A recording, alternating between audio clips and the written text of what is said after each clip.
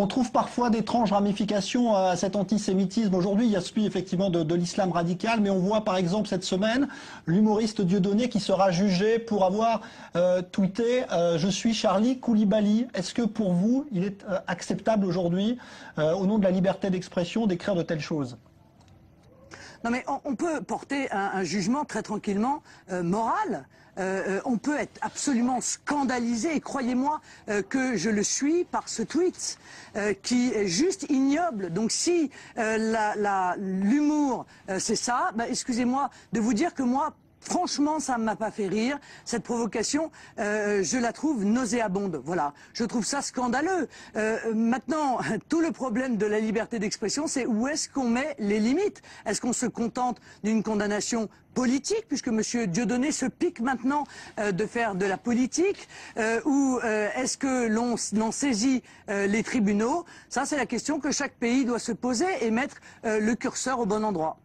Il nous reste quelques minutes encore, Marine Le Pen. Je voudrais qu'on aborde justement le dossier politique du Moyen-Orient. On a parlé tout à l'heure de la Syrie, du Qatar également, mais il y a également Israël, qui a été, il y a quelques années, pointé du doigt par certains dirigeants en France, notamment comme étant, avec le conflit israélo-palestinien, peut-être à l'origine de tous les problèmes dans cette région. Est-ce que vous partagez cette analyse, ou est-ce qu'à votre avis, le conflit israélo-palestinien n'est pas à l'origine de tous les maux de la région ?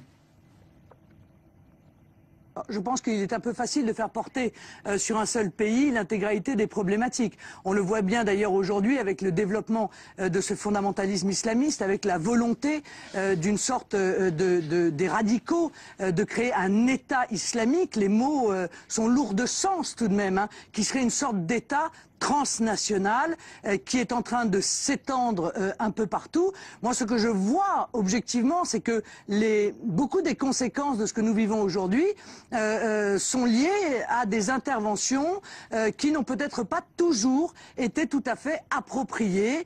C'est la raison pour laquelle je plaide pour que la France ait une politique diplomatique et une politique de défense qui soit autonome, qui soit indépendante, parce que nous avons dans bien des cas suivi, et il faut bien le dire, les Américains, dont je ne suis pas sûr que c'est toujours un jugement très juste lorsqu'ils interviennent à l'international. Je prends l'exemple de l'intervention en Libye qui objectivement a été une véritable catastrophe pour l'ensemble de la région. Je prends aussi, je suis désolé de le dire, l'exemple de la Syrie où là encore, avec le Qatar et l'Arabie Saoudite, nous sommes intervenus pour armer les rebelles, soi-disant épris de démocratie, qui en réalité étaient entre les mains d'Al-Qaïda ou des différentes branches des fondamentalistes islamistes.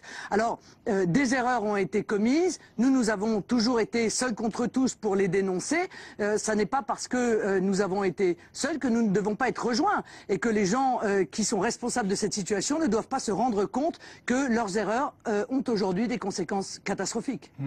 Est-ce qu'Israël vous semble devoir justement bénéficier d'un soutien accru, puisque souvent ce pays dit nous on est en tête de pont pour lutter contre le terrorisme ici, on n'est pas assez soutenu par l'Europe. Est-ce que vous imaginez un soutien plus important et nécessaire ? Si vous voulez, moi, ce que j'espère, mais je crois qu'on est beaucoup de millions de gens à l'espérer, c'est un règlement pacifique du conflit israélo-palestinien. C'est vrai que je ne peux pas faire preuve de beaucoup d'optimisme, car cela fait des décennies que chacun essaye de régler ce problème. Ce que je crois, c'est que Israël a le droit à sa souveraineté, bien sûr, et à à faire respecter sa sécurité.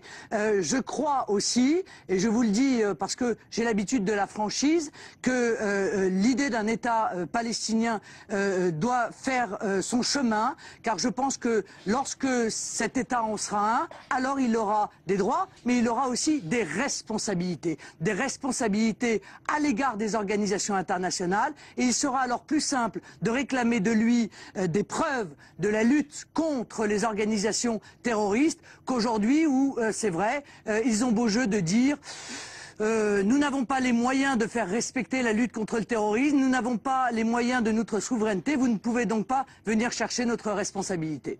Merci beaucoup Marine Le Pen, présidente du Front National. Merci d'avoir été en direct sur i24 News. Vous étiez en duplex depuis notre studio à Paris. Merci donc pour cette intervention.